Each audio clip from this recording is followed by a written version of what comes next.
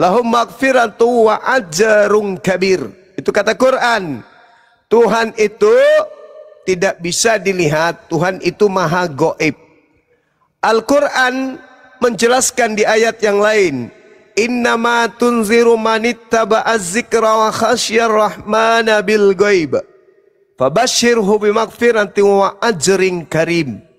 Sesungguhnya engkau hanya memberi peringatan kepada manusia yang mau mengikuti peringatan dan yang takut kepada Tuhan yang maha pengasih. Walaupun mereka tidak melihat Tuhan tersebut, maka berilah mereka kabar gembira dengan ampunan dan pahala yang mulia. Di ayat yang lain, sanurihim ayatina fil afaq wa fi anfusihim hatta yatabayyana lahum annahul haqqu awalam yakfir birabbika annahu ala kulli syai'in syahid. Aku Tuhan akan memperlihatkan kepada manusia tanda-tanda kebesaranku di segenap penjuru dan pada diri mereka sendiri, sehingga jelaslah bagi mereka bahwa Al-Quran itu adalah hak, benar. Tidak cukupkah bagi kamu bahwa Tuhanmu menjadi saksi atas segala sesuatu? Di Islam, untuk mengenal Tuhan cukup melihat tanda-tanda yang ada di atas muka bumi ini. Itu disebut iman. Tadi siang saya kasih contoh. Aku simpan pulpen di belakang. Saya mengatakan kepada saudara, apakah Anda percaya bahwa di tangan saya ini ada pulpen? Percaya. Apakah Anda yakin? Yakin. Apakah Anda beriman kepada pulpen? Kepada tangan? Enggak kan? Beda. Jadi kalau orang percaya dengan orang beriman itu berbeda. Makanya dulu di kajian-kajian sebelum ini saya pernah mengatakan orang Kristen itu bukan orang beriman. Di luar Islam bukan orang beriman. Mereka hanya level percaya. Mereka hanya meyakini saja. Orang yang beriman itu orang yang menggunakan akal di dalam meyakini dan mendudukkan iman pada porsi yang sesungguhnya, yaitu percaya alam semesta ini ada yang menciptakan meskipun tak terlihat. Itu orang beriman. Sesuatu yang kita tidak lihat, gaib, kita imani, itu baru pas. Tapi kalau yang terlihat, turun ke bumi, punya biji sakar, punya anus, musim hujan flu, musim kemarau tidak mandi kena panu, dipercaya itu Tuhan, itu bukan iman. Kuclek. Bedakan iman dengan percaya. Jadi di Kristen itu nggak ada iman. Di Kristen itu nggak ada iman. Kata iman itu hanya ada di Islam. Kata iman itu hanya ada di Al-Quran. Di Bible bahasa Yunani itu nggak ada iman. Mulutmu kayak pantat ayam terus ngomong. Udah stres kau. Coba kau tunjukkan di dalam kitabmu ada nggak kata iman? Nggak ada. Itu hanya hasil curian dari Al-Quran. Sekali lagi di Kristen itu nggak ada kata iman. Mereka hanya mencuri kata iman dari Al-Quran. Paham? Hanya mengambil kata iman. Tak ada. Carikan saya kalau ada. Itu hanya terjemahan di Indonesia aja kata iman itu. Nah, mereka mengambil dari Al-Quranul Karim. Jadi orang beriman itu adalah mereka yang tak melihat, tapi mereka meyakini. Mereka yang tak melihat, tapi mereka percaya. Percaya kepada yang tak terlihat, dan diyakini dengan hati, dibenarkan oleh akal, dan kemudian tertulis oleh wahyu. Itulah yang disebut iman. Contoh, sanurihim ayatina fil afaq wa fi anfusihim hatta yatabayyana lahum annahul haqq. Awalam yakfi bi rabbika annahu ala kulli syai'in syahid. Iman. Apa kata Allah? Hei manusia, kamu tak akan pernah sanggup melihatku. Jangankan melihatku, melihat akalmu kau tak sanggup. Jangankan melihatku, melihat rohmu pun kau tak sanggup. Jangankan melihatku, melihat suaramu pun tak sanggup. Bahkan sekedar untuk melihat bentuk daripada wujud manis itu kamu tak akan pernah bisa lihat. Apalagi aku yang menciptakan kesemua itu. Maka bagaimana caramu bisa menemukan aku? Aku simpan serpihan cahayaku di dalam dirimu berupa akal, sehingga ketika aku melontarkan kalamku kepadamu, kamu paham betul bahwa orang-orang kafir itu hanya menyembah pantat manusia. Sanurihim ayatina fil afaq wa fi anfusihim. Orang yang berakal akan tahu Tuhan itu ada. Hanya cukup melihat Yesus lahir tanpa ayah, itu bukti Tuhan ada menciptakan dia tanpa ayah. Yesus mampu bermukjizat, itu bukti Tuhan mampu memberikan mukjizat kepada ciptaannya makhluk yang bernama Yesus. Itu iman. Haleluya. Kalau ada Tuhan nempel di tembok, itu bukan Tuhan. Itu semacam cicak. Kalau ada Tuhan nempel di tiang listrik, itu bukan Tuhan. Itu selepel kelelawar yang nyangkut kabel listrik. Tapi yang namanya Tuhan pencipta langit dan bumi, kata Yesus di dalam Yohanes 5 nomor 37, Tuhan pencipta langit dan bumi, kata Yesus, itu tidak bisa dilihat, suaranya pun tidak bisa didengarkan. Itu kata Yesus. Tapi kalau Kristen penyembah setan, Tuhan itu keluar dari kubur. Kalau dia penyembah setan, Tuhan itu bisa dibunuh. Kalau penyembah setan, Tuhannya bisa ditampar. Kalau penyembah setan, Tuhannya punya nonot, sudah digitu dipotong. Kalau penyembah setan, Tuhannya lapar, kalau enggak makan. Kalau penyembah setan, Tuhannya tidur, kalau lagi ngantuk.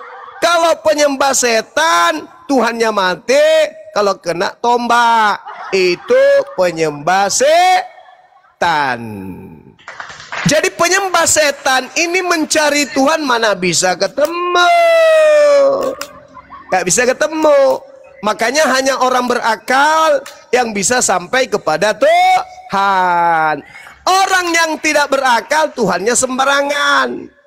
Ada orang yang bisa membangkitkan orang mati, dikira Tuhan. Padahal murid-muridnya mengiranya setan, hantu. Dianggapnya Tuhan. Orang-orang yang hidup sesamanya justru menganggapnya hantu, malah dia menganggapnya Tuhan. Lukas 24 nomor 37. Mereka kaget dan ketakutan sebab mengira melihat hantu. Ternyata manusia-manusia cupu, makhluk-makhluk tak berguna ini, penyembah makhluk kuburan ini justru menganggapnya Tuhan. Nah, di ayat lain, saudara-saudara sekalian, Allah Subhanahu wa ta'ala mengatakan begini.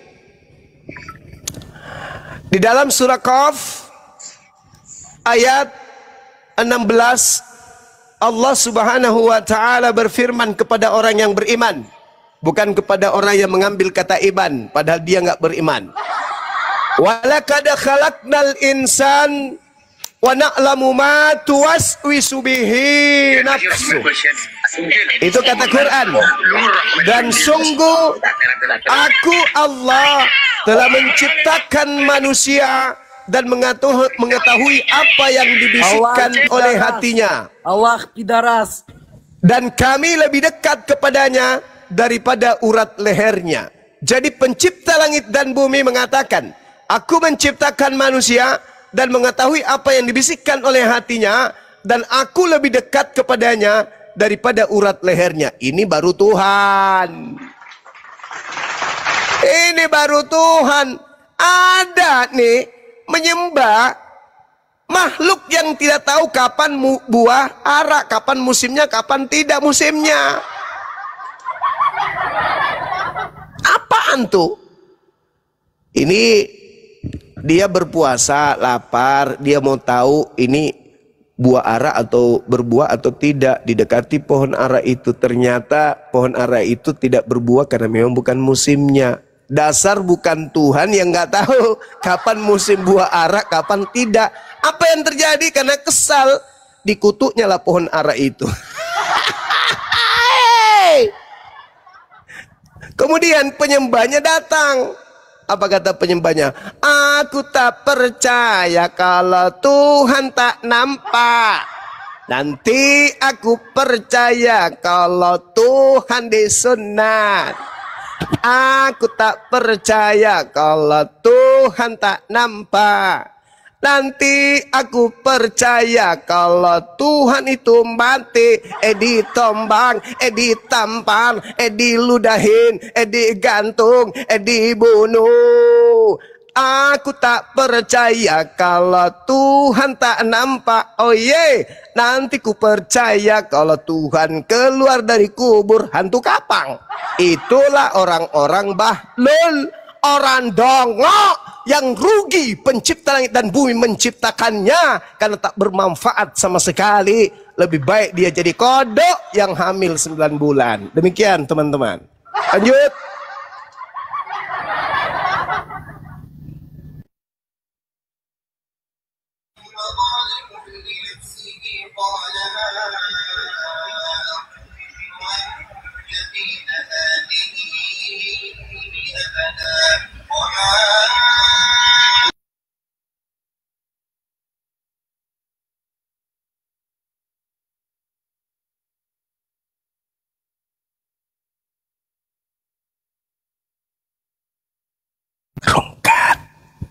Rungkat saudara-saudara.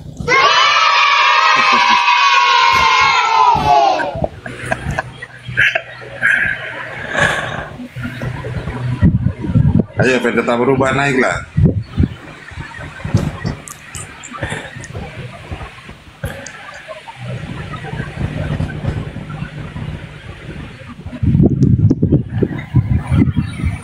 Aku tak percaya kalau Tuhan tak datang jadi bayi. Aku tak percaya kalau Tuhan tak jalan di atas air. Sungguh tak percaya kalau Tuhan tak digantung. Aku tak percaya kalau Tuhan tak turun pakai kumis. Dia harus turun makan ikan goreng, baru ku percaya dia beneran Tuhan. Kalau tidak ikan goreng, minimal minum madu, biar ketahuan kalau dia itu Tuhan. Syarat jadi Tuhan, kudu mati dulu. Kalau tidak mati, tak lulus jadi Tuhan. Roma 14 nomornya 9. Tuhan tetangga kita lulus jadi Tuhan. Hidup lalu mati, lalu hidup lagi. Itulah syarat jadi Tuhannya temanku. Aku jadi heran, Tuhan kok sama manusia. Ada yang lucu dari cerita ini. Tuhan butuh baju, Tuhan butuh makan, malah Tuhan butuh tidur. Pak, oh Pak, ku pingin laporan, Tuhan kita telah lahir. Pak, pingin ku laporan, tetangga sebelah sedang berunding dan berencana membunuh sang Tuhan. Pak mau lapor, Pak terima laporanku. Pak ku gelisah kalau laporanku tidak digubris. Pak lapor, kasihan tuannya. Pak ingin lapor, apa hukuman bagi dia yang membunuh Tuhan? Kenapa Allah? Pak ingin lapor, apa hukumannya bagi yang membunuh Tuhan? Pak ingin lapor, apa pasalnya bagi mereka yang membunuh Tuhan? Pak ingin lapor yang membunuh Tuhan kita, apakah dia pahlawan atau dia penjahat? Kalau tidak membunuh, siapa tebus dosa? Dan kalau dia membunuh, lawankah mereka? Bingung, bingung. Aku jawab apa? Bingung, bingung. Tak usah kau bertanya. Bingung di sana, bingung di sini. Cukup jawab saja, imani aja.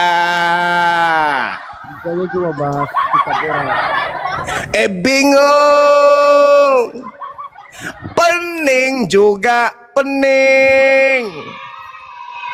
Tuhan kok mati?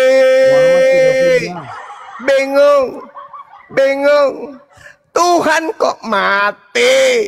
Emak, apa ini salah siapa? Hei kamu yang ngaku ganteng, lu juga yang ngaku cantik, ganteng cantik, tapi kok Tuhanmu gitu. Lu yang ngaku cerdas juga pinter, tetapi otak lu kejepit. Adakah masih mau datang besok? Satu ditambah satu belum sama dengan ditambah lagi satu. Satu ditambah lagi satu belum sama dengan ditambah lagi satu. Jawab yuk, jawab yuk, jawab yuk. Ayo dong, berapa jawabannya? Jawab yuk, jawab yuk, Satu, satu ditambah satu belum sama dengan ditambah lagi satu. Satu, satu ditambah satu belum sama dengan ditambah lagi satu. Jawab yuk, jawab yuk, jawab yuk. Berapa jawabannya Om? Gak bisa sama Edi. Om, berapa jawabannya? Om, Om genit. Berapa jawabannya Om? Om, aku masih SMA. Jangan diganggu dong. Jawab aja Om. Berapa jawabannya? Om. Muhammad Filia. Aduh, Om kok ngomong sendiri sih Om? Jawabannya berapa Om? Kok ngamuk? Om. Ini yang bilang Suma. Om. Yang baik-baik. Kontol.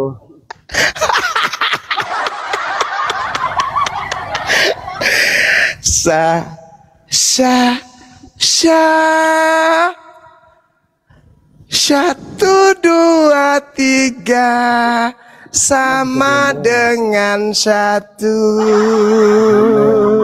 Alhamdulillah akhirnya tamat juga lagunya. Mas seorang generasi.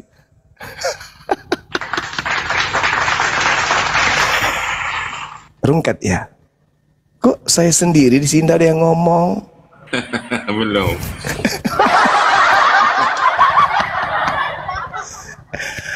Rungkat ya, rungkat. Kok saya sendiri di sini yang ngomong?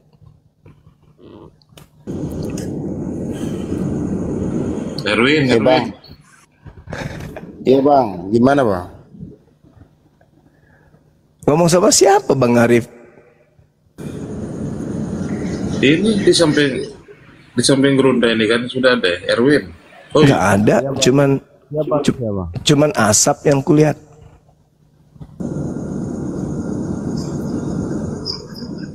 Halo bang. Bisa dengar bang?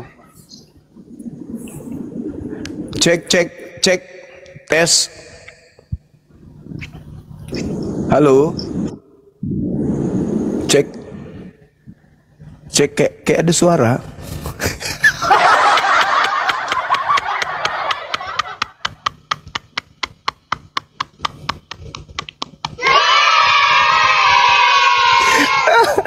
Allahu Akbar.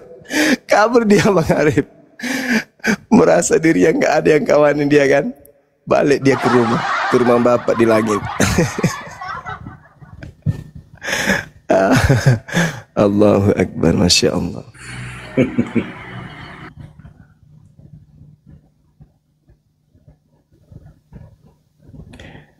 Oke Bang Arif, mungkin saatnya kita istirahat.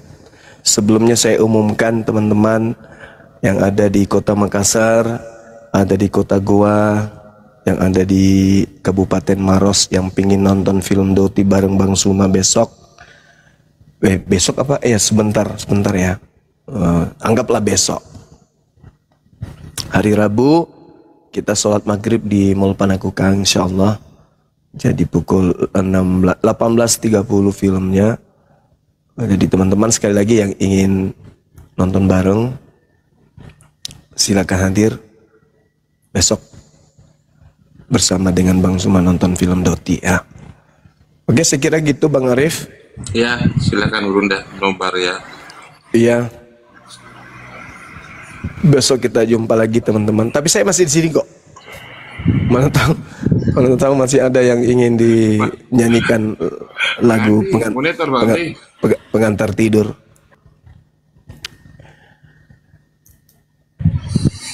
Bang Gores, monitor. Oi. Oh. Lanjut. Siap, Bang Libe. Kamu dengarkan saya nyanyi nggak tadi?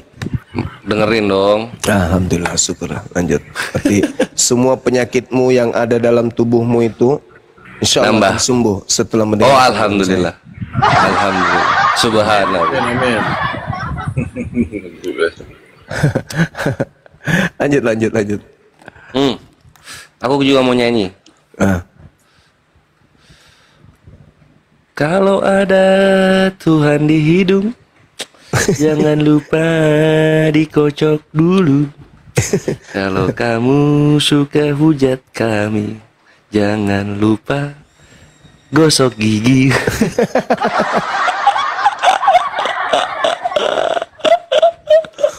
Jangan lupa gosok pantat. Oh iya, jangan lupa mandi beling.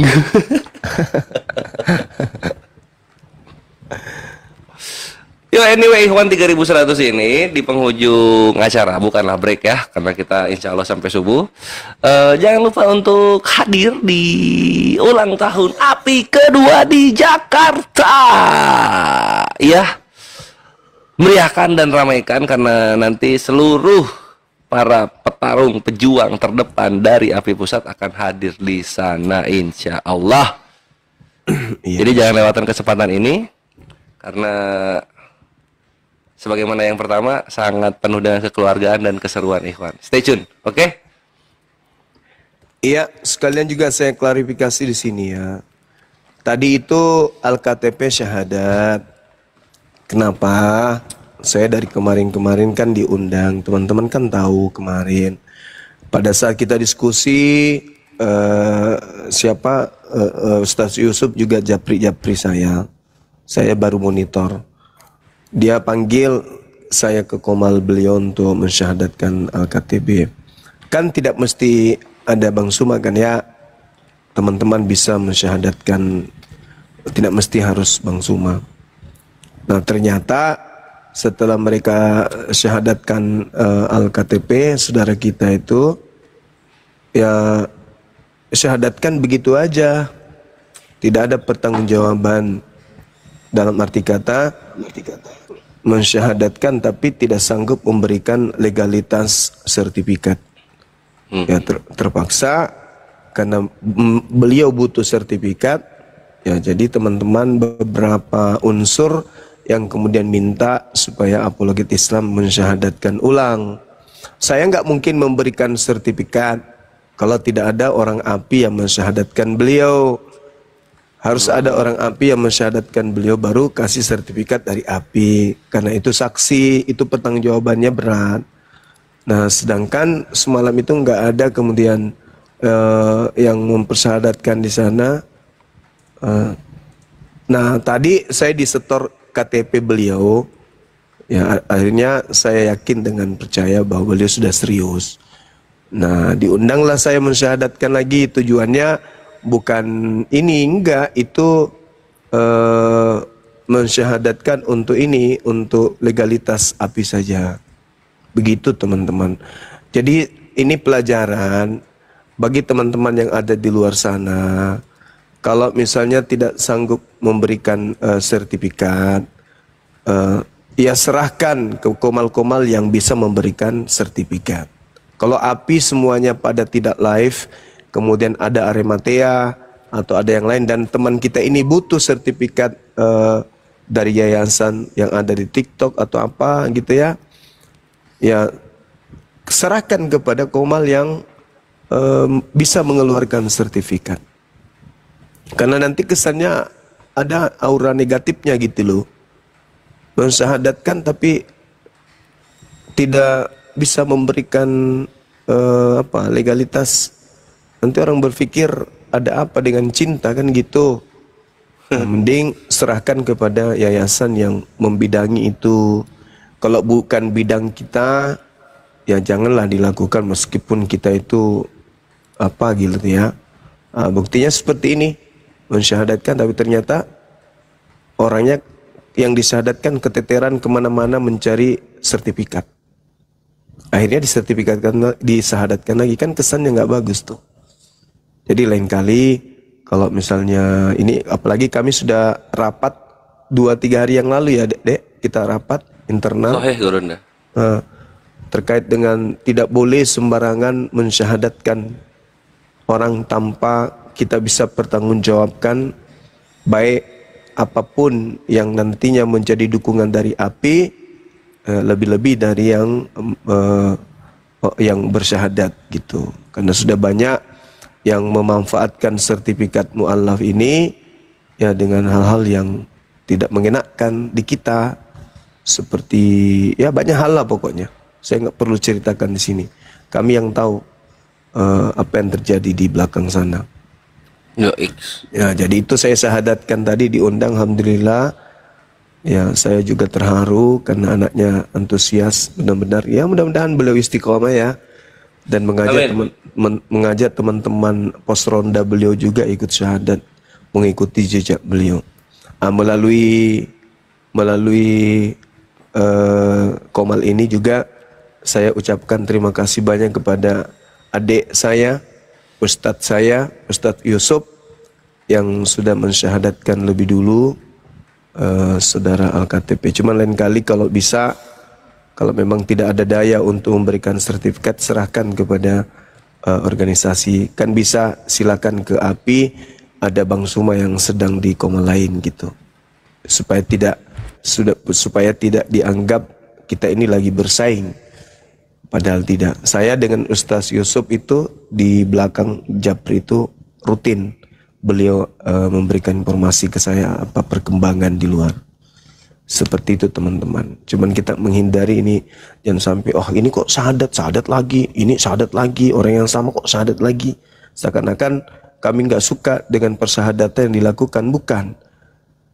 API punya punya ADRT, ada anggaran dasar rumah tangga di API itu yang mengatur tentang persyahadatan. Jadi tidak sembarangan. Begitu. Sedangkan kami sudah menjalankan hal yang terkait dengan mu'allaf ini, itu masih ada kebocoran. Apatah lagi kalau kita serampangan gitu ya teman-teman. Itu. Jadi saya anggap teman-teman yang bertanya, ada yang japri ke saya langsung, saya jawab melalui ini biar didengarkan seperti itu. Jadi nggak ada masalah. Al-KTP syahadat ulang di Bang Suma itu karena beliau ingin sertifikat untuk sebagai legalitas hukum kepada keluarga dan warga setempat di mana beliau berdomisili. Saya kira begitu dari saya teman-teman sekalian. Saya kembalikan kepada Dinda Pera Estar. Silakan. Siap, Panglima yang kami hormati dan sayangi. Itu Ikhwan ya, klarifikasi dari Gurunda kenapa syahadat. Karena kalau udah ada syahadat kembali, dan terutama itu dengan Gurunda atau anggota API yang lain, artinya itu adalah untuk memenuhi persyaratan, salah satu persyaratan untuk mendapatkan sertifikat sah direstui negara bahwa seseorang tersebut telah masuk Islam secara legal gitu Ikhwan. Oke? Mantap. Tunggu dulu yang mau ngomong. Dan ini ya, milad kedua API itu tanggal 13 September Sabtu 2025 dari Badadur sampai jam 9. Kami mengundang seluruh Indonesia, para penggemar-penggemar API untuk bergabung di sana merayakan kemenangan, karena 2 tahun perjuangan udah banyak penghujat yang tumbang Ikhwan. Gas. Ini ya, untuk yang ingin datang, kalian kami apa tuh? Kalau boleh bisa lawan Bang Edi. Erwin Muslim atau Kristen? Kristen dia. Ini auto juga Kristen dia di atas itu Bang Kores. Iya, iya. Nah, jadi kalian untuk hadir itu tiketnya 100.000 per orang. Dan untuk mendapatkan tiketnya, sertakan bukti transfer ke nomor 0813 3753 4473. Tiketnya cuma 400 ya. Kalau udah lebih dari itu nggak bisa datang, kalian nonton di YouTube aja. Nah, kesana kontaknya, oke? Sip dah, yuk kita lanjut, gas. Kenapa Erwin?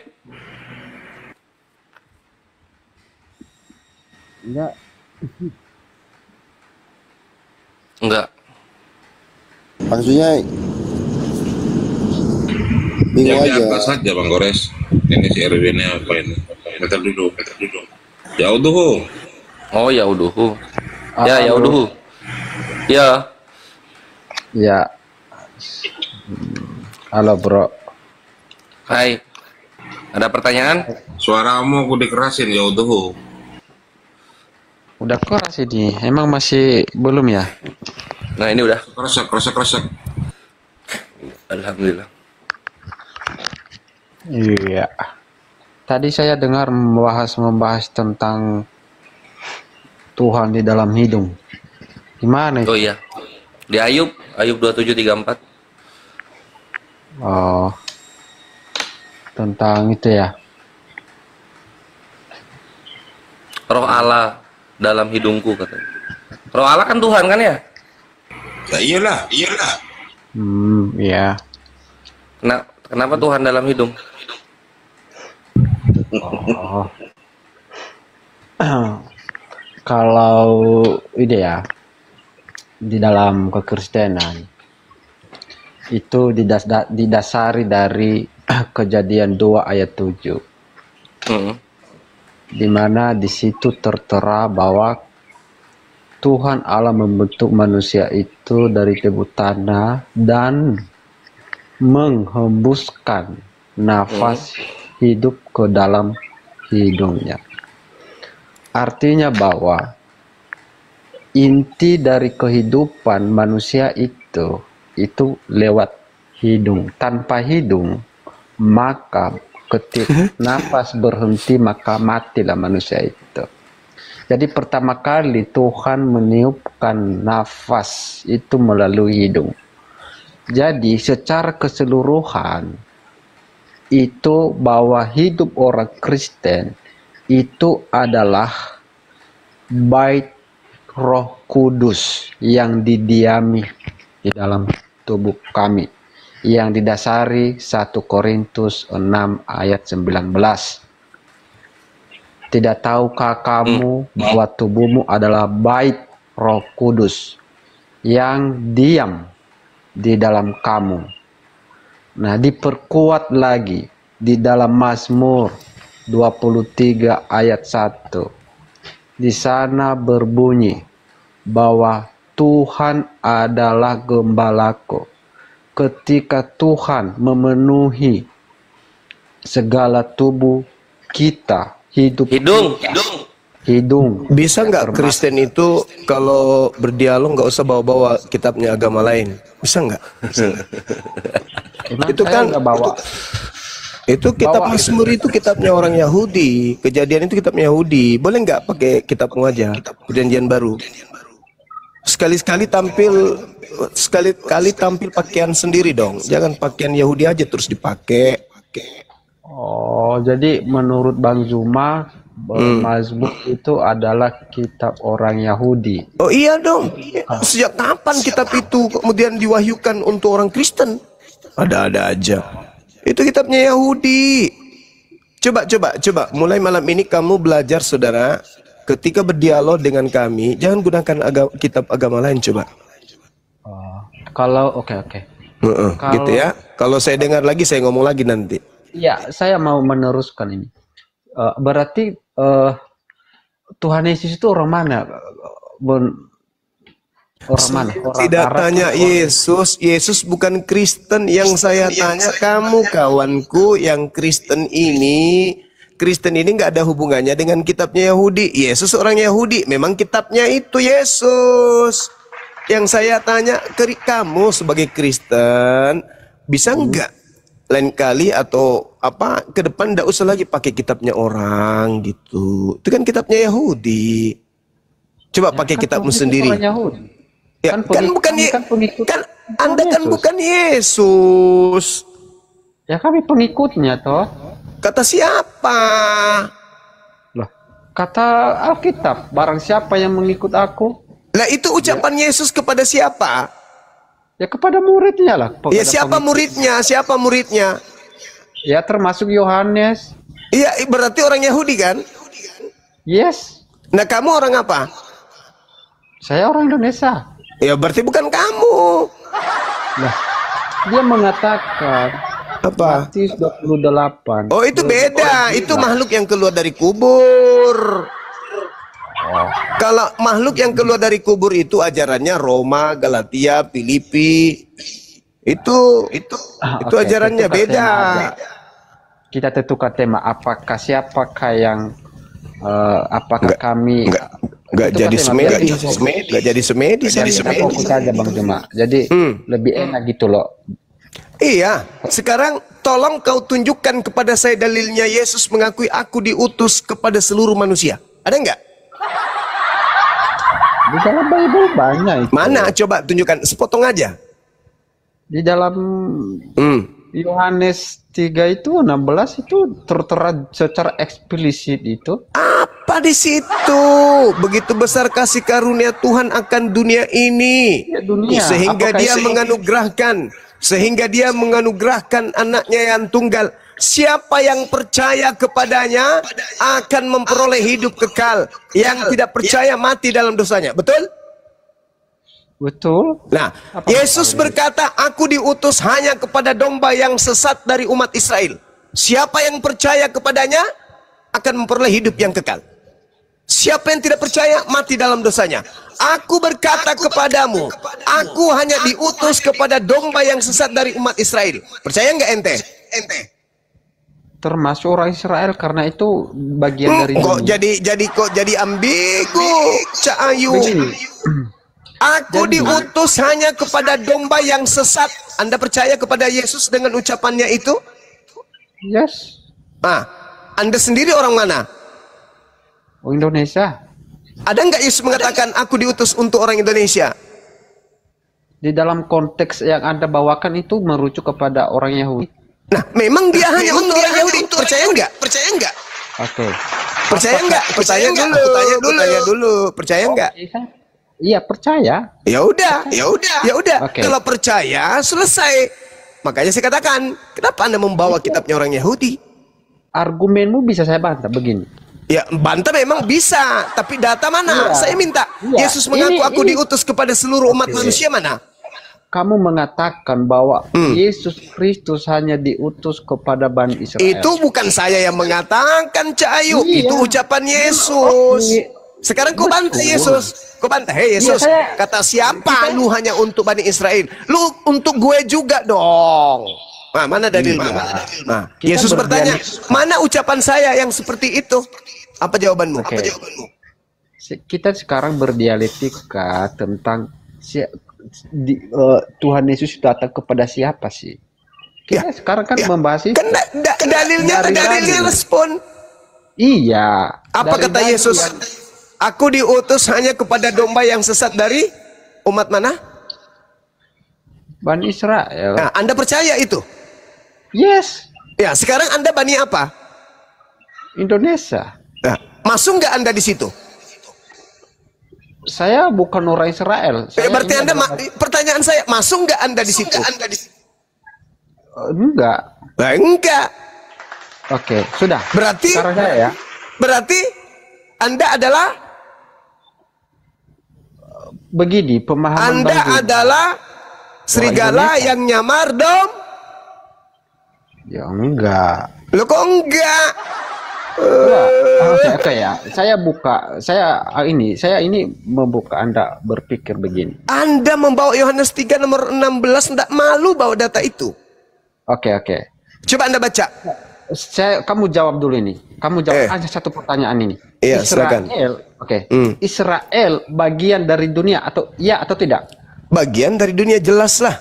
Apaan sih? Betul? Betul. Dia datang melalui bangsa Israel, Iya. kaum Yahudi, Ya. dan dia hadir di sana. Dan Israel adalah bagian dari dunia. Iya. Ya kan?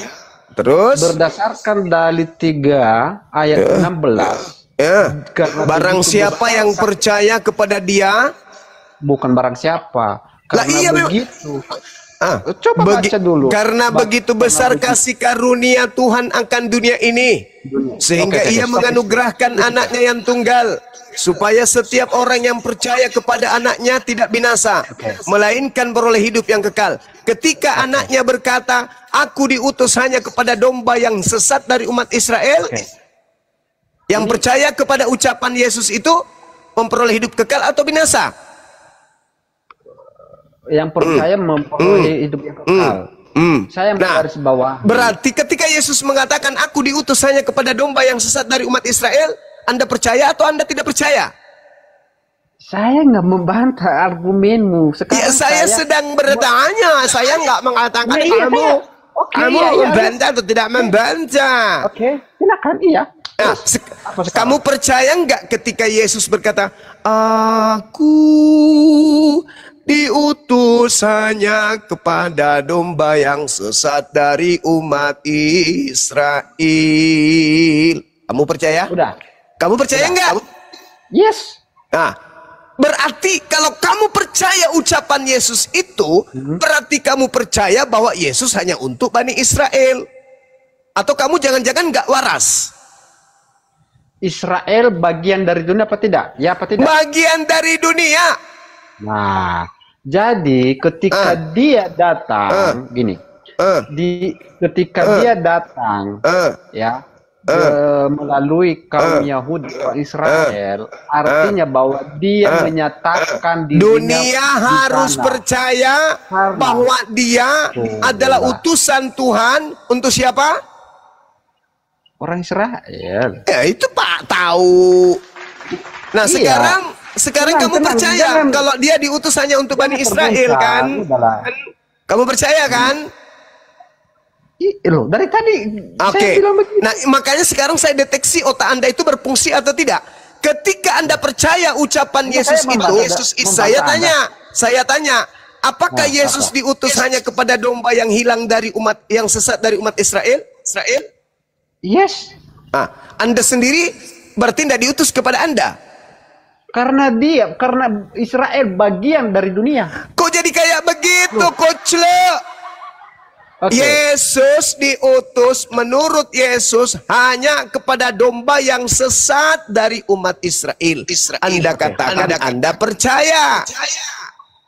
Di situ ucapan Yesusnya hanya mono. Dalam bahasa Yunani, mono artinya hanya satu doang, hanya kepada Israel doang aku diutus. Kalau ente mengatakan ente percaya ucapan Yesus itu, berarti ente kedudukannya sama seperti saya. Dia Yesus bukan diutus untuk saya, tapi hanya untuk Israel. Dunia harus tahu itu. Bantah lagi ucapanmu sendiri, bantah. Oke. Oke apa? Cara memahami apa? Harus gila gitu. Harus berlawanan. Cara memahaminya harus berlawanan gitu. Ketika Yesus berkata, aku hanya diutus kepada domba yang sesat dari umat Israel, kita pahami bahwa Yesus diutus untuk seluruh umat manusia. Gitu maksud lo? Gitu? Semua orang harus kau buat gila. Ikut-ikut kau gila gitu maksudnya. Sudah selesai. Udah. Oke. Jadi apa? Secara universal. Dari Yohanes 3:16. Karena begitu besar kasih Allah akan dunia ini, sehingga dia menganugerahkan anaknya yang tunggal. Siapa yang percaya bahwa Tuhan mengutus seorang anak untuk Bani Israel, maka dia tidak binasa, melainkan memperoleh hidup yang kekal. Betul nggak? Yes. Begitu dong. Berarti kita harus percaya kalau Yesus itu diutus hanya kepada domba sesat bagi umat Israel. Itu hal yang harus dipercaya. Ya, silakan. Boleh. Yang penting pintar. Oke. Kata inti dari ayat Yohanes 3:16 itu hanya satu kata. Besar kasih karunia akan dunia ini. Garis bawahi. Iya. Sehingga apa maksudnya tuh? Apa maksudnya? Dunia. Apa maksudnya? Apa maksudnya dunia? Nanti Anda membantah. Jadi biar saya bernarasi gitu ya. Jadi kata inti dari itu adalah dunia. Dunia secara keseluruhan. Betul. Dan dunia harus percaya bahwa sesuai janjinya bahwa keselamatan itu datang dari Yahudi. Mulai ngaco. Ucapan siapa lagi tuh yang kau bawa, Kuclo? Dalilnya sudah jelas. Karena begitu besar kasih karunia Tuhan akan dunia ini, sehingga Tuhan mengaruniakan anaknya yang tunggal, supaya setiap orang yang percaya kepada anaknya tidak binasa. Sekarang Yesus berkata, aku diutus hanya kepada domba yang sesat dari umat Israel. Percaya nggak? Iya, saya percaya. Ya sudah, berarti Yesus ini diutus untuk siapa? Dari konteks itu. Saya ulang. Jadi menurut pengakuan Yesus, dia harus dipercayai kalau dia itu diutus untuk siapa? Israel. Udah, titik. Berarti kamu percaya bahwa Yesus diutus bukan untuk kamu, kan? Sudah selesai. Saya bertanya, berarti kamu sudah percaya bahwa Yesus itu diutus bukan untuk kamu? Ya, saya juga diutus karena dalilnya banyak sekali. Karena Israel adalah berarti bagian dari kamu tidak percaya. Berarti kau tidak percaya. Berarti kau binasa. Coba jangan motong ketika saya bernarasi. Enggak perlu. Nah, itu kan. Enggak perlu. Kau mengatakan ketika Yesus berkata, aku diutus hanya kepada domba yang sesat dari umat Israel. Kamu percaya enggak? Percaya. Berarti kamu percaya kalau Yesus itu diutus bukan untuk kamu. Tidak. Berarti kau gila. Kau gila itu namanya. Kamu barusan mengatakan percaya kalau Yesus itu diutus hanya kepada domba yang sesat dari umat Israel. Saya tanya, berarti kalau kau percaya ucapan Yesus tersebut, maka kamu percaya bahwa Yesus diutus bukan untuk kamu. Enggak, Yesus diutus untuk aku juga dong. Hei, otak kau itu perlu ditambal pakai las. Retak otak kau itu, retak. Gara-gara kau menjadi oten, otakmu gak berfungsi normal. Di sisi lain kau mengatakan kamu percaya ucapan Yesus yang berkata, aku diutus hanya kepada domba yang sesat dari umat Israel. Kamu bukan umat Israel, tapi kamu tidak percaya kalau Yesus itu tidak diutus untuk kamu. Sudah berapa ton dedak kau makan sampai otakmu begini? Sudah. Oke. Coba ya kalau kita berdiskusi, saling mendengarkan, saling menghargai. Apa yang saya mau dengarkan di subuh seperti ini di saat saya ngantuk? Saya mendengarkan nenek sihir menjelaskan sesuatu yang tidak menjelaskan tapi mengaburkan, Kuclo. Gini Bang Rima. Jadi Anda selesaikan narasimu biar saya selesaikan saya. Biar terjadi dialog. Dengarkan, waktu saya singkat, saya mau istirahat. Apakah ketika Yohanes 3:16 ini Tuhan mengatakan siapa yang percaya kepada Yesus tidak binasa, betul? Yes. Yang tidak percaya kepada Yesus binasa, betul? Yes. Yesus berkata, aku diutus hanya kepada domba yang sesat dari umat Israel. Posisi Anda percaya atau tidak percaya? Percaya. Oke, tepuk tangan. Berarti Anda tidak binasa. Nah, sekarang kita uji apakah Anda pembohong atau Anda itu penipu, apakah Anda itu setan yang suka menipu dan menjerat orang dengan tipu daya. Saya mau tanya, apakah Yesus itu tidak diutus untuk Anda karena Anda bukan domba yang sesat dari umat Israel? Apa jawaban saudara? Dia datang ke dunia. Dia datang ke dunia berdasarkan dalil. Karena dunia itu mencangkup segala keseluruhan. Sedangkan Israel itu adalah bagian dari dunia.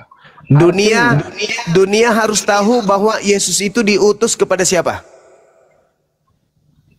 kepada Israel karena Nah, kepada Israel. dari Berarti keturunan Yehuda. berarti dunia itu mencakup seluruhnya termasuk mencakup ente kan? Berarti dunia harus tahu Yesus hanya untuk Israel. Dunia berarti ente juga. Berarti ente harus tahu bahwa Yesus untuk Israel saja. Sekarang saya tanya, apakah Anda percaya Yesus tidak diutus untuk Anda yang bukan domba dari Israel? Gimana? Nah, kan mulai teman-teman. Enggak, dari tadi Anda kan banyak Anda narasi, tapi- adalah bagian dari dunia.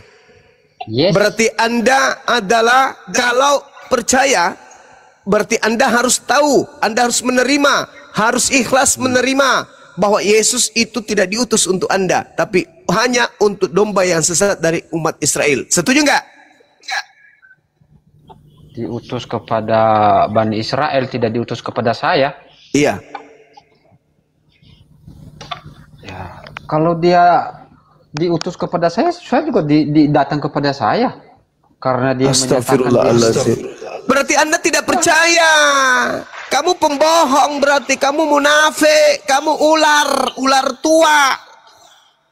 Tadi Anda mengatakan saya percaya Yesus diutus hanya kepada domba yang sesat dari umat Israel. Sekarang Anda mengatakan Yesus diutus untuk saya juga. Sementara Anda sadar Anda bukan domba dari Israel. Anda mau saya lempar asbak atau saya lempar tutup panci? Pilih mana? Pilih mana? Hah? Kalau bernarasi itu, Pilih mana? Asbak atau tutup panci? Pilih mana? jika Anda memiliki argumen yang baik, Anda menghargai orang yang Bagaimana saya mau menghargai penyesat, pembohong, penipu kayak kau? Kau yang menjadikan dirimu dihinakan, dinistakan di sini. Paham? Saya mencoba untuk mengangkat harkat derajatmu, tapi kamu berupaya menjatuhkan dirimu. Kamu mengatakan percaya. Yesus berkata, aku diutus hanya kepada domba yang sesat dari umat Israel. Di mana implementasinya, siapa yang percaya kepada Yesus tidak binasa? Kamu mau binasa? Enggak mau. Berarti mau tidak mau, you kudu wajib percaya ucapan Yesus yang mengatakan aku diutus hanya kepada domba yang sesat dari umat Israel. Kalau ente tidak mau binasa, maka ente harus ikhlas mengakui Yesus hanya untuk Yahudi, bukan untuk saya. Mau binasa atau mau hidup? sama begini ya. Kalau seandainya Anda menekankan begitu, sama Anda artinya bahwa Anda juga adalah termasuk orang Indonesia. Kenapa Anda menjadi orang Arab? Karena Nabi Muhammad diutus untuk seluruh manusia. Saya manusia. Oke. Al-Quran mengatakan, Ya ayuhan nas, inni rasulullahi ilaikum jami'a. Al-Quran tuh yang mengatakan, Oke. wahai seluruh umat manusia, sesungguhnya aku ini adalah rasul utusan Allah untuk kalian semua. Saya manusia, berarti beliau diutus untuk saya juga. Nah, saya minta mana ucapan Yesus saya diutus untuk seluruh umat manusia? Ada nggak? Ada nggak? Bagaimana Ada nggak? dengan dari surat Ibrahim ayat 4? Dia mengatakan begini.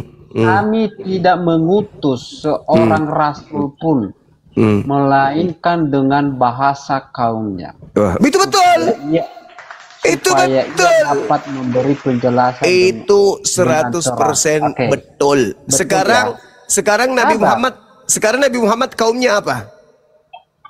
Nabi Muhammad itu Kaumnya? adalah orang Arab. Arab. Kaumnya? Arab. Kaumnya Arab. Al-Quran datang diwahyukan pakai bahasa apa? Bahasa Arab. Ya, salah nggak? Apakah Anda orang Arab? Apa orang Indonesia?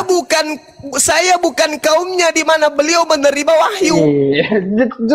Stop dulu. Kamu orang Arab apa orang Indonesia? Saya bukan kaum Arab ketika beliau kemudian menerima wahyu. Nah, Itu kenapa berbicara. kamu mengikuti Sekarang dia? saya tanya, itu berbicara kamu mengikuti dia? dengar, itu berbicara pada saat dia menerima wahyu atau bukan? Aku tidak mengutus seorang rasul melainkan menggunakan bahasa kaumnya. Siapa kaumnya Nabi Muhammad ketika menerima wahyu? Bugis, Ya Bani Arab. Jawa atau Arab? Bani Arab. Arab. Al-Quran datang menggunakan bahasa. Arab. Ketika Al-Quran datang menggunakan bahasa Arab, dia diutus gak kemudian untuk seluruh umat manusia? Atau tidak? Berdasarkan dalil Ibrahim, dia hanya diutus untuk kaumnya, bahasa kaumnya. Di mana dikatakan saya hanya mengutus kepada kaum Arab? Mana? Ini Benar-benar Ibrahim ayat 4. kulempar kau rokmini nanti lama-lama ya. Tidak ada dalilnya. Oke. Ibrahim ayat 4 itu lul, itu tidak dikatakan bahwasanya aku mengutus dia hanya kepada bangsa Arab, koclok. Aku mengutus aku tidak mengutus seorang rasul melainkan menggunakan bahasa kaumnya. Kaumnya Nabi Muhammad pada saat beliau menerima wahyu itu orang Arab, bukan Bugis, Panuan. Mana dia? Lenyap. Dimakan kutu. Mampus. Melayang-layang di permukaan air, Gurunda. Ketika Nabi Muhammad menerima Al-Quran dalam bahasa Arab, kaumnya memang Arab karena dia orang Arab. Salah enggak? Enggak salah. Nah, ketika Al-Quran sudah ada pada Rasulullah, Allah memerintahkan menyampaikan Quran itu kepada seluruh umat manusia. Litubayyina linnas. Itu Al-Quran mengatakan, An-Nahl ayat 44. Paham situ ya? Nah, Yesus mengaku, udahlah kau hancurlah pokoknya. Kau itu belajar lagi, kurangi makan babi, kurangi makan anjing, supaya otakmu itu bisa berfungsi. Kau naik lagi, aku sudah mau istirahat ini. Kenapa saya diturun? Bukan kunci dongker kayak Yadu, udahlah. Ya, hantam Bang Adi. Hantam dia. Hantam otaknya maksudnya, hantam otaknya, jangan orangnya. Udah, Kenapa kau saya diskusi sama guru saya. Ya, karena kau bonyok, kau penipu, kau pembohong, kau penipu. Kau menipu dirimu sendiri tuh. Di saat saya tanya, Yohanes 3 nomor 16. Begitu besar kasih karunia Tuhan akan dunia ini sehingga ia menugerahkan anaknya yang tunggal supaya siapa yang percaya tidak binasa, yang percaya akan apa? Siapa yang percaya tidak binasa melainkan memperoleh hidup yang kekal. Data selanjutnya, dan siapa yang tidak percaya akan mati dalam dosanya. Nah, sekarang kau katakan percaya. Yesus mau dipercaya. Kata Tuhannya, siapa yang percaya Yesus akan memperoleh hidup kekal. Ketika Yesus berkata, aku diutus saya kepada domba yang seteru umat Israel. Anda percaya enggak? Percaya. Berarti Anda percaya kalau Yesus bukan untuk Anda. Oh enggak, Yesus untuk saya juga. Gemes aku mah. Itu menjadi Udah kau diam. Hush, aku jijik dengar suaramu. Dah. Sut. Kau diturunkan. Kalau orang gila semua ini. Inilah. Kalau percaya orang yang keluar dari kubur jadi pada gila kau itu. Pas Indonesia dibolak-balik demi untuk kepentingan dokter, kasihan juga. Ini sebenarnya anak ini korban. Korban yang salah itu, yang ngajarin dia. Tapi kalau ada orang kayak gini hidup bahagia di dunia muka bumi ini ya. Mestinya kalau kamu punya keyakinan kayak begitu jangan diskusi deh, malu nggak bisa didiskusikan itu. Nabrak semua gitu. Yesus untuk Bani Israel, domba yang hilang Bani Israel. Kalau ingin selamat percayalah seperti itu. Itu. Tapi dia apa? Ditambah-tambahin asal.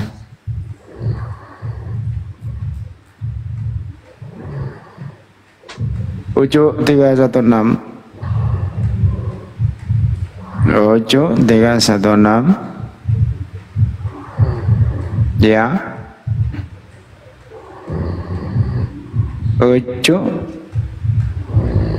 Ucu. Ngorok ini. Hah?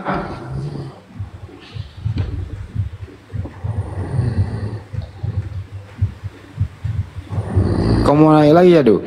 Naik kau lagi di sini. Saya baladai kok. Nih. Ya, Du. Yesus itu diutus untuk siapa? Ya, Du. Sama saya jangan panjang-panjang, pendek-pendek. kenapa Yesus diturunkan? diutus untuk siapa? Sabar dulu. Kenapa Jawab saja. Yesus diutus untuk Kalau masalah itu saya bisa kita dialog, tapi kalau Anda fair, saya ulang kembali. dialog. Saya ulang kembali. Yesus diutus untuk siapa? Ya, kepada dunia. Kepada siapa? Dunia. Apa? Dunia. Kepada datanya di mana? Yohanes 3:16. Kutu monyet ini naik lagi ternyata. Kita selesaikan ini, kita selesaikan. Kalau ada Pentasan ayam pada lari turun semua dari kandangnya nih. Ayam-ayam di rumah sebelah, pada berterbangan, ternyata kutu monyet ini naik lagi. Pertahankan argumen kalau Anda hebat. Di mana dalilnya Yesus diutus untuk seluruh dunia? Kucuk. Maju Bang Andi. Dunia. Di sini saya tantang, siapa yang paling hebat di Komal ini? Siapa yang paling hebat di sini? Ya udah, untuk dunia di mana datanya untuk? Ya dul. Di mana datanya untuk dunia? Tertulis di mana? Mulutmu lebih besar dari otakmu, Dek. Zuma, Untuk gue tantang dunia. dulu ya. Gue tantang. Tentukan tema yang merasa Anda menguntungkan. Kita debat. Ayo. Kau belajar ngomong dulu, belajar ngomong dulu. Gue tantang. Lu belajar bahasa Indonesia dulu baru Dan nantang. gue yakin Yuka Oke, gue lagi, lu kaki lu di atas kaki gue, keinjak itu. Siapa yang paling hebat di gue sini? lagi. Siapa? Di Komal ini. Belajar bahasa Indonesia, kamu itu masih grogi kok. Enggak ada kata grogi di dalam diri ya, aduh. Oke, kalau begitu lanjut ya. Ya. Siapakah Tuhan yang satu itu untuk seluruh dunia? Siapa namanya Tuhan itu? Tuhan Yesus. Hah? Tuhan Yesus. Siapa katanya pinter? Siapa? Tuhan Yesus. Siapa nama Tuhan itu untuk seluruh dunia? Tuhan Yesus. Oh, di mana datanya? Di dalam Hah? Yohanes 3:16. Oke, gue ikutin nggak apa-apa. Ya. Oke, bener ya. Terus yang mati di tiang salib itu Tuhan seluruh dunia. Kemanusiaan. Loh, katanya Tuhan, kok manusia? Kan di dalam diri kemanusiaannya terdiam, di dalam ada ilahi sang firman. Oh, jadi Tuhan untuk seluruh dunia manusia. Yang isang ilahinya yang firman. Saya ulang lagi. Tuhan untuk seluruh dunia. Bang Andi, pernah nggak lihat patungnya Hercules? Singa sepotong, orang sepotong. Pernah nggak? Ini separuh manusia, separuh singa. Tuhanmu sepotong-sepotong, dek. Sepotong. Dasar Anda mengatakan sepotong itu apa? Dasarmu apa? Apa itu sepotong? Tadi Anda mengatakan separuh manusia. Apakah saya mengatakan separuh? Berapa naturnya Tuhanmu? Berapa naturnya Tuhanmu? Berapa natur? 2. Nah, berarti sepotong atau sebelah? Sebelah manusia atau sepotong manusia? Utuh. Saya nggak mengatakan sepotong. Kalau utuh berarti dia cuma satu natur. Dua atau satu? Jangan Dua atau satu? Dua atau satu? Dua kan? Tahu nggak arti sepotong itu? Kamu tahu nggak arti sepotong? Iya, sepotong itu berarti satunya satu beda dan di bagian satunya juga beda. Nah, ini kan sekarang begini, Tuhanmu itu Tuhanmu dua natur. Sekarang dua natur Tuhanmu. Ketika saya sekarang Tuhanmu dua natur. Dengar, Tuhanmu dua natur. Oke? Natur manusianya berapa persen? Bertanggung jawabkan kata-katamu dulu. Sepotong itu apa? Sepotong itu separuh. Separuh berarti tidak utuh, betul? Tadi kau katakan Tuhanmu itu separuh manusia, separuh Tuhan. Betul nggak? Enggak. Kalimat kamu mengatakan sepotong, betul? Iya, sepotong manusia, sepotong Tuhan. Betul nggak? Oke. Sepotong itu utuh atau tidak? Tidak utuh. Tidak utuh. Berarti artinya bahwa artinya ketika tidak utuh berarti dua natur. Enggak. Dua natur dong. Gimana sih? Sepotong. Dua natur. Sebagian Tuhan, sebagian bukan Tuhan. Bahasa kerennya sepotong. Sepotong tai kering. Itu. Kau sendiri yang mengatakan dua natur. Kalau dia dua natur berarti sepotong manusia, sepotong Tuhan. Udah kacau, Tuhan tidak mungkin sepotong. Yang sepotong itu sudah dewa. kacau. Makanya ada patung singa, badannya manusia. Kalimatnya Kepalanya sudah manusia, kacau. badannya singa. Itu namanya Sepotong sepotong. Bukan begitu pemahaman sepotong. Kamu Ya, tahu lalu nggak sepotong dua itu? natur ini gimana? Dua natur ini gimana? Coba kau terangkan kepada saya sebelum saya turun. Saya terangkan. Oke. Dua natur itu maksudnya gimana? Oke, naturnya begini. Yang disebutkan natur adalah sepenuhnya manusia dan Sepenuhnya manusia. Artinya bahwa tidak ada sepotong. Karena ketika sepenuhnya manusia, sepenuhnya Tuhan. Berarti ada berapa yang penuh di situ? Ada berapa yang penuh? Ada berapa yang penuh? Ada berapa yang penuh? Sepenuhnya manusia satu, sepenuhnya Tuhan dua. Ketika dia digabungkan ada berapa?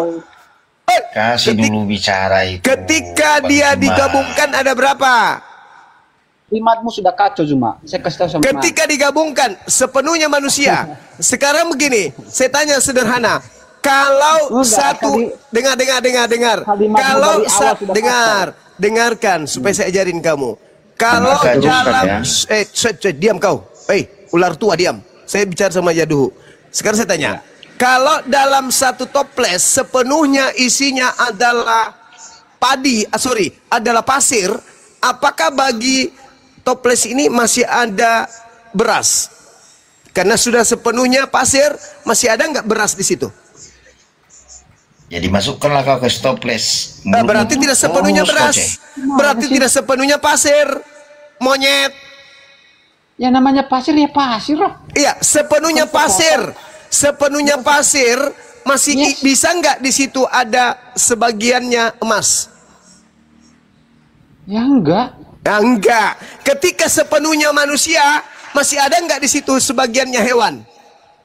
Ya enggak. Terus sebagiannya Tuhan? Sebagian memenuhi hidupnya. Memenuhi kemanusiaan. Masalang generasi. tadi satu toples tadi itu sepenuhnya beras. Apakah di situ bisa setengahnya padi? Kau bilang tidak, karena sudah penuh beras, pasir.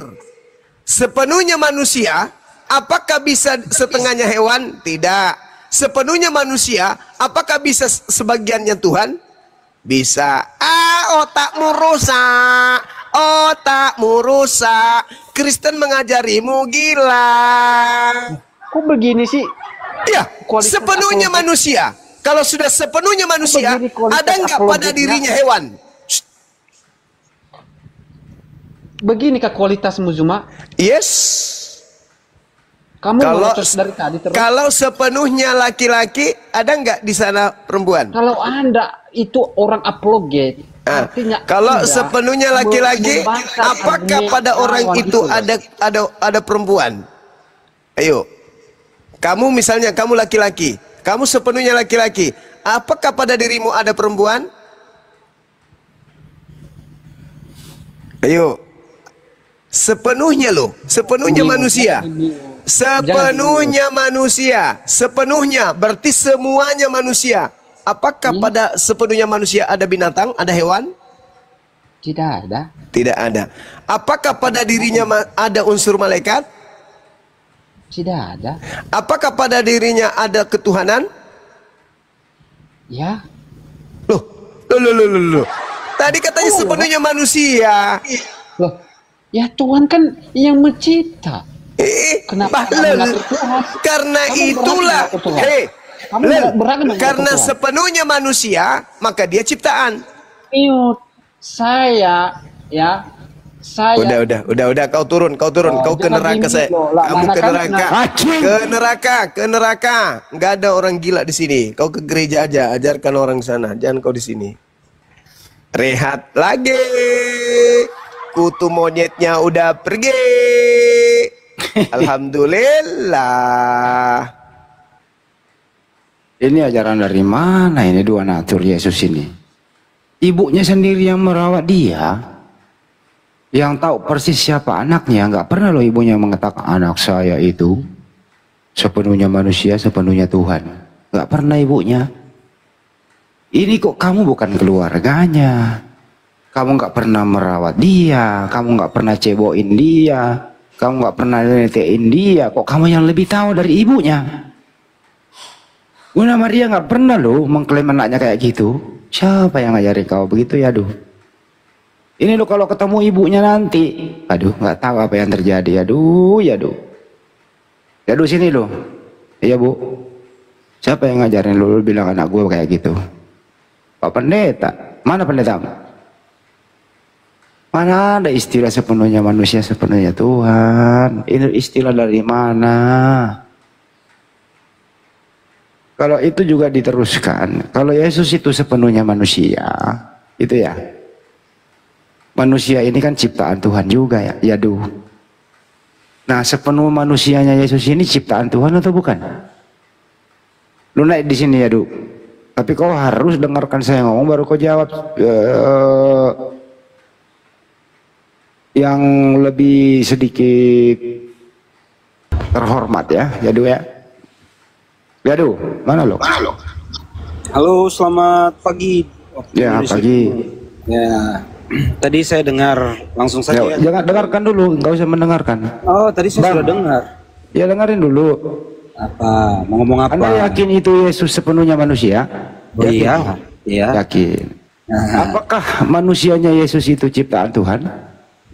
Nah, inilah kalian yang tidak mengerti misteri inkarnasi. Tinggal jawab saja. Jawab, ini saya jawab. Takut nggak? Bisa ulang. Coba kau ulang pertanyaannya. Ngana takut, ngana takut. Coba kau ulang pertanyaannya. Ngana takut. Ini saya jawab. Apa pertanyaannya? Nggak usah saya ulang. Apa pertanyaannya? Saya mau jawab begini. Apa pertanyaannya lo mau jawab? Ya, jangan tantrum dong kayak di Padang. Kalian tuh kaum tantrum ya kayak di Padang tuh ya. Anjing.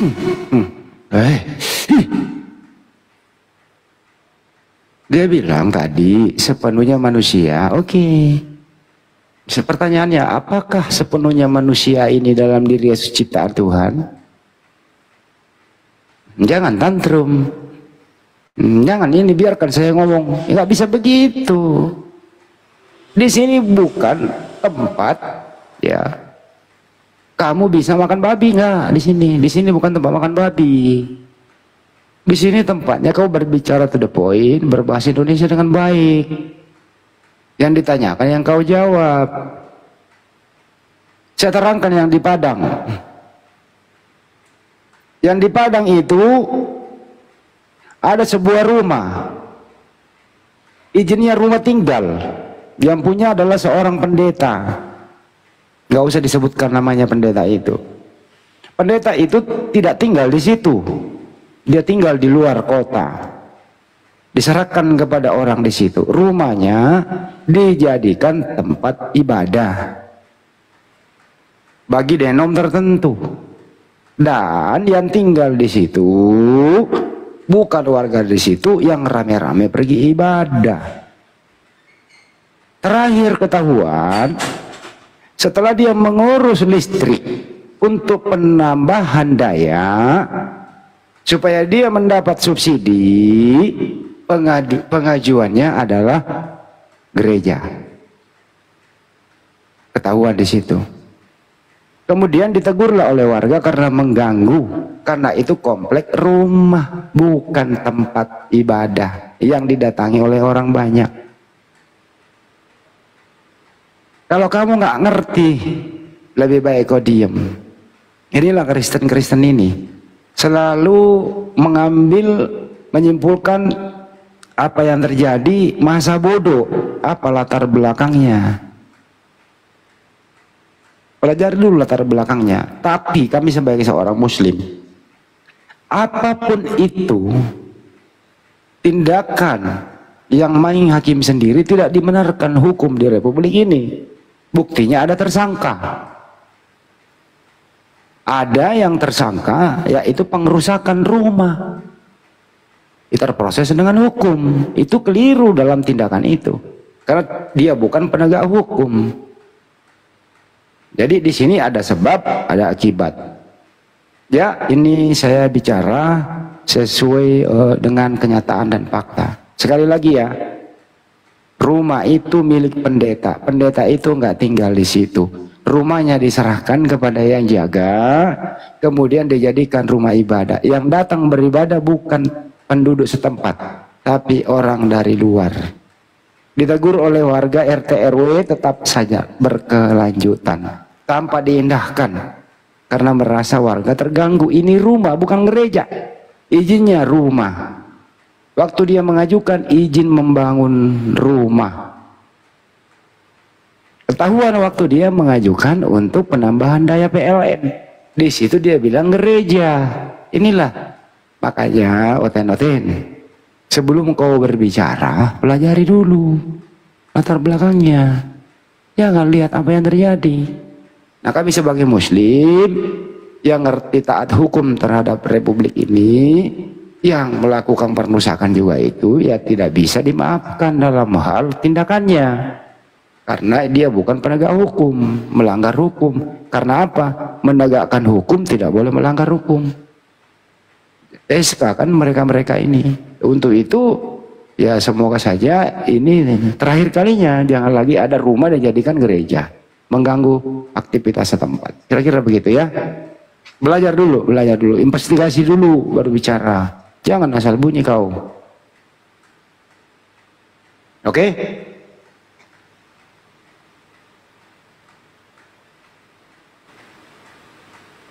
Inilah kalian ini hanya mendengarkan berita, dilihat heboh-heboh, nggak dilihat latar belakangnya. Pelajari dong apa latar belakangnya. Rumah kok dijadiin gereja, mau jemaatnya bukan dari situ, jemaatnya dari berbagai tamu dari luar yang mengganggu ketertiban lah. Lu pikir langsung tindakan? Enggak, ditegur RT RW gitu. Kalau yang punya rumah sendiri datang pendeta itu, atas nama pendeta itu yang punya rumah, mau di ibadah dalam rumahnya jungkir balik, nggak ada, dia rumah sendiri kok. Tapi kalau dijadiin gereja gimana? Yang datang tamu dari luar, enak aja lu. Ya disorot oleh orang-orang yang tidak mau sibuk berpikir, yang penting kami minoritas, kami selalu dipersekusi. Nggak bisa begitu dong. Harus memandang secara utuh sebab akibatnya. Itu yang terjadi di Sumatera Barat. Ya, jangan kau pelaku, kau bilang nggak kau korban. Nggak bisa begitu. Nah, sekarang ini pendetanya lagi dicari yang punya rumah. Dia harus memberikan keterangan. Ya, bisa juga jadi tersangka dia itu. Nggak usah lah disebutkan namanya ya. Lu baca besok, dirilis aja besok beritanya. Dan terupdate beritanya. Lu baca itu berita, nonton dengan benar, jangan endingnya aja. Pelajari baik-baik, baru bicara. Jangan kayak Rizuli Lubis. Ada gereja dibakar di Sulawesi Barat, langsung pelakunya umat Islam. Mendahului polisi dia, kan kurang ajar di Lubis ini. Setelah polisi merilis, apa yang terjadi? Ya membakar jemaatnya sendiri. Masih ada lagi pengerusakan kuburan. Langsung di framing Abu Janda dan kawan-kawan, semuanya begitu. Pelakunya pasti bukan Kristen. Setelah diselidiki, dia juga. Ini apa maumu? Begitu juga di Padang, ada sebab akibat coy. Oke? Belajar dong. Kita sebagai umat Islam sebelum berstatement itu nyari data dulu. Bukan asal bunyi. Dasar Belanda. Dia yang menjajah, dia pula yang jadi korban. Dia yang memperkaus, dia yang merampok, dia yang membunuh, berbalik arah dia bilang saya korban. Ada aja kau. Pelajari itu kasus di Padang. Iya duh. Yesus itu manusia ya duh ya. Seutuhnya manusia ya duh. Betul nggak? Kita bahas Oke, seutuhnya manusia ya. misalkan Ya, manusianya Yesus itu ciptaan Tuhan atau bukan itu? Yadu. Kutu monyet ini nongol lagi. Enggak. Kalian itu kualitasnya minim sekali, bro. Bang Andi karungin. Serius, minim sekali pengetahuan. Yadu, dengarkan saya dulu Yadu ya. Saya naikkan kau. Dengarkan dulu ya. Kita Kau bahas dengarkan tentang saya ya.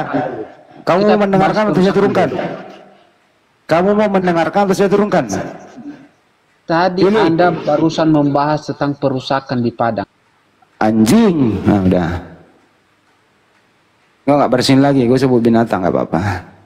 Gue udah kayak bye-bye kasih naik. Lu nggak mau. Lu nggak ngerti di kasus di Padang itu. Ya, kau nggak ngerti.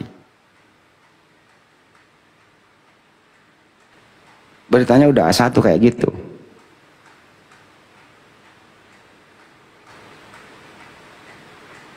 Saya udah naikkan kau, supaya kau kooperatif. Tapi nggak mau kooperatif, ya sudah. Siapa yang mau naik, aku naikkan nih. Gue pengen ngobrol deh. Yang penting kooperatif lah. Coba lihat dulu ya. Yadu, lu minta naik, gue nggak mau kasih naik lagi. Nggak ada apa bagi Yadu. Lebih baik kau cari kandang babi. Ya, di sana ada tempatmu.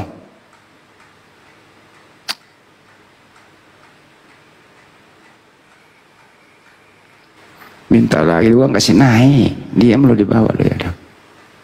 Yang baru naik silakan Bang. Pak Jai, siapa yang baru naik silakan. Assalamualaikum warahmatullahi wabarakatuh. Waalaikumsalam warahmatullahi wabarakatuh. Mohon maaf Bang semuanya, saya adalah penggemarnya Bang Juma ini.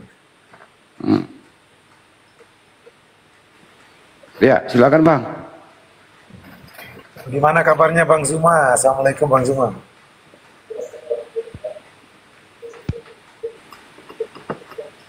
Bang Zuma ngantuk Bang. Siap-siap Bang. Biar Bang Zuma kencingi otan-otan semua lah.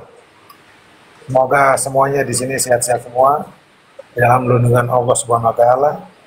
Dilancarkan rezekinya, dipanjangkan umurnya. Cuma itu aja Bang. Saya senang kalau lihat Bang Zuma berdakwah begini. Terima kasih banyak Bang sudah dinaikin. Assalamualaikum warahmatullahi wabarakatuh. Waalaikumsalam.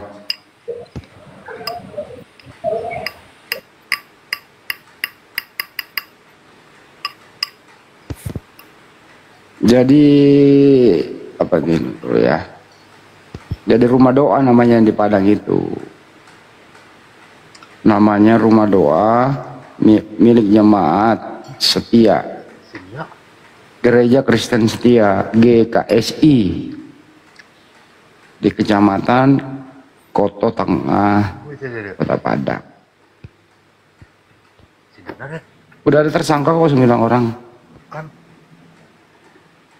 Tapi pendetanya yang punya rumah yang belum minta keterangan nih. Yang punya rumah nggak tinggal di situ.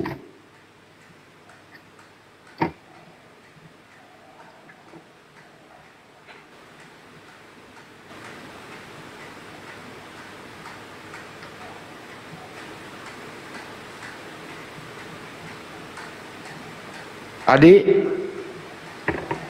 Pak Jai orang mana Pak Jai? Saya asli Lombok, Bang. Oh, Lombok, Masya Allah. Kalau Yadu orang mana Pak Jai? Yadu. Nggak kenal ya Yadu Pak Jai? Nggak kenal Yadu. Nggak kenal.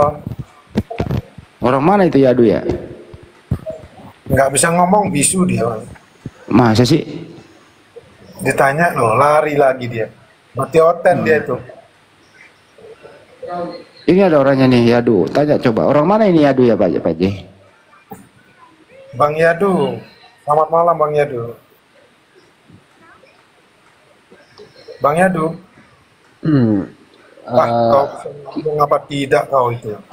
Nggak perlu kita bawa-bawa suku di sini. Kita di sini orang nanya, orang mana? Punya. Saya anak bangsa NKRI. Nggak ada namanya suku, nggak ada. Saya anak bangsa Kebodohanmu itu jangan kau bawa di sini. Kayak baik-baik orang mana-mana. Ini Kristen kenapa ya kayak gini? Gak bisa tinggal ngomong ya, oh, saya orang ini, saya orang Bugis loh ya, aduh sama gitu. Tinggal jauh kayak gitu. Susah amat sih lo. Nah itulah dia pengikut-pengikut sering nonton Edis itu dia. Siapa yang mau naik Yurhat? Siapa? Naik sini Yurhat. Nah ini dia nih. Ya Yurhat, selamat malam.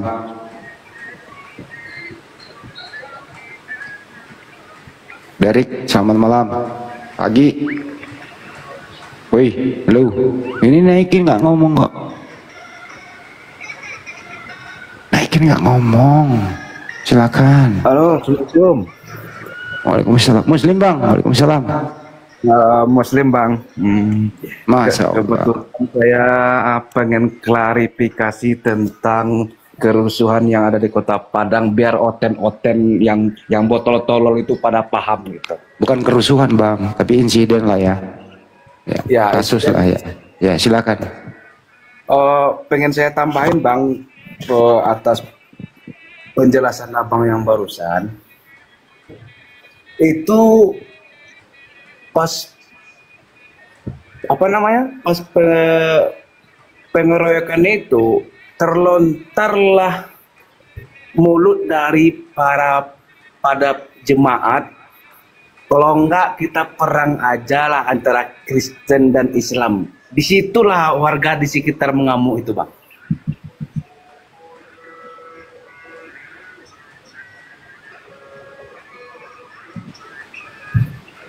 Tapi itu masih sudah bang, itu sudah masuk area pihak penegak hukum ya. Jadi kita nggak usah bahas materinya, cukup yang umum-umum saja. Iya, masalahnya takutnya nanti oten-oten jangan salah paham asumsi belaka kan begitu. Nah, satu lagi masalah gereja ini. Pas yang abang bilang barusan, pas anggota PLN itu menanyakan lokasi gereja itu kepada warga, karena selama ini warga tidak tahu, kagetlah warga itu. Kok di sini ada gereja kan begitu? Jadi betul ya bang ya, masalah listrik juga PLN ya? Betul. Ya, berarti saya nggak ngarang nih bang. Tidak bisa dibantah memang. PLN itu menuju lokasi ditanya sama warga, bang gereja GKSI di mana gitu. Kagetlah warga, masalahnya di sekitar itu tidak ada gereja.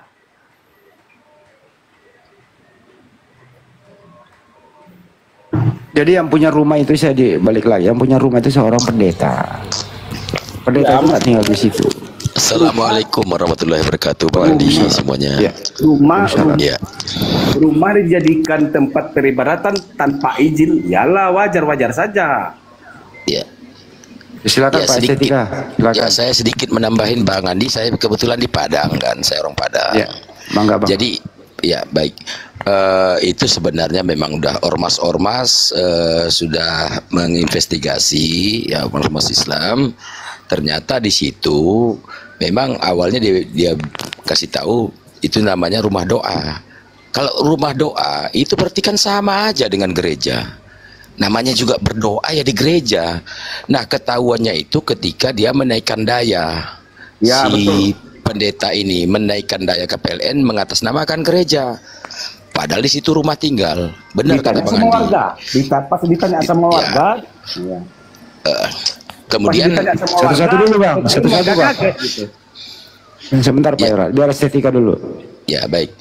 Kemudian di situ jemaatnya yang punya rumah nggak tinggal di situ, pendeta ini. Nah ya, dia bawa jemaat dari luar. Sementara di sana memang ada Kristen, ya. Yang satu ada Katolik, Kristen Protestan, tapi di situ rukun, tidak ada yang apa namanya intoleran di sana. Tiba-tiba muncul satu denom GKSI. Ya betul itu Bang. yang notabene masyarakat situ tidak tahu. Masyarakat situ tahunya adalah tempat rumah tinggal. Nah, yang punya rumah juga tidak tinggal di sana, yang pendeta ini. Nah, itulah pemicunya. Betul kata Bang Yurat tadi, ada kata-kata mengajak begitu. Jadi akhirnya masyarakat terpicu. Tersulitlah dengan emosi perkataan para warga karena para jemaat ini perang aja kita antara Kristen dan Islam. Keluar itu pas itu ngamuk dia warga itu. Ya, bahkan jemaat Kristen yang di sana juga nggak setuju ada GKSI ini di sana. Mereka juga heran. Selama ini aman-aman aja kok. Di sana ada dua agama, Kristen dan Islam. Yang mayoritas memang Islam kalau di Padang ini ya, mayoritas. Ya. Jadi tiba-tiba muncul begitu, ujuk-ujuk muncul ada GKSI dan mengatasnamakan rumah doa. Nah, rekening listriknya mengatasnamakan gereja. Itu yang membuat masyarakat bertanya-tanya. Dari situlah awalnya mereka sembunyi-sembunyi. Abang mau tahu nggak kenapa rekening listrik atas nama gereja? Supaya kena diberikan tarif diskon. Kalau rumah ibadah kan diskon bang, 50%. Nah betul Bang Andi, betul itu. Nah dari situlah terbongkarnya bahwa itu ternyata mereka ingin membangun gereja dengan kedok rumah doa. PLN-nya aja udah mengatasnamakan gereja kok. Jadi ya Kristen-Kristen di luar Sumatera Barat ya, tolong ya. Ini udah viral. Bentar Bang Yurif, bentar. Ini mereka ini mengecam bahwa perbuatan yang ada di Sumatera Barat ini adalah perbuatan yang sangat biadab. Kalau untuk anarkis kita setuju, tidak boleh anarkis. Tapi ini kan ada pemicunya, ya. Tidak ada api kalau tidak ada asap, kalau tidak ada api. Itu sebenarnya. Saya juga stick video wali kota Padang. Saya berkatakan begitu, bahwa tidak ada asap kalau tidak ada api. Berarti ada pemicunya. Selama ini Padang fine-fine aja kok. Gereja juga ada di sini. Ya Bang, betul. Tapi resmi. Saya di tengah-tengah kota Padang ini. Ada beberapa gereja di tengah-tengah kota Padang. Tapi ya resmi. Ya satu lagi Bang, saya perjelas itu alasan para jemaat antara GKSI itu sampai ke kota Padang lumayan jauh. Itu alasannya dia membangun gereja di situ. Ya betul. Jadi itu di situ adalah pendatang, bukan orang Sumatera Barat ya. Pendatang yang membangun Kalau Kristen di Sumatera Barat ini memang tidak ada orang Sumatera Barat atau orang Minangkabau, tidak ada yang Kristen ya. Kalaupun ada yang murtad diusir dari Sumatera Barat, dari Minangkabau. Bang, saya sebagai orang Bugis yang ada di Makassar, apa yang saya informasikan ini artinya seperti itu. Ya, jadi tidak berbicara tanpa data. Benar ya, terjadi seperti itu ya. Betul Bang Andi. Saya di TKP ini di Sumatera Barat di Kota Padang. Jadi saya tahu persis apa yang terjadi. Ya. Jadi udah mulai di TikTok bikin kayak si Yuli, saya lihat tadi Yuli mau bikin nasi Padang katanya. Nasi Padang tanda tanya kan. Saya bilang begini, kalian juga oten-oten nggak usah juga makan nasi Padang, nggak apa-apa, nggak ngaruh, makan babi aja. Karena kalian itu hanya sekian persen cuma di Indonesia ini. Jadi nggak usah makan nasi Padang, boikot nasi Padang. Yang dicari Bang izin Bang, yang dicari sekarang ini ya, atas nama yang punya rumah ini seorang pendeta nggak tinggal di situ loh. Bahkan diserahkan rumahnya dikelola menjadi rumah doa. Betul Bang, saya tahu namanya, nggak usah kita sebut ya. Udah tahu saya namanya itu. Kalau bisa sebutin sekarang aja lagi Bang. cari. Sebutin aja nggak Bang? Rumah namanya? Kondisi rumah itu 2 petak dijadikan 1. Gitu. Betul. Dan itu kayak pendetanya kayaknya orang Nias Bang Andi. Setuju. Orang Nias. Ya, jadi memang jemaatnya juga orang-orang Nias karena di Padang ini banyak orang Nias. Iya, betul.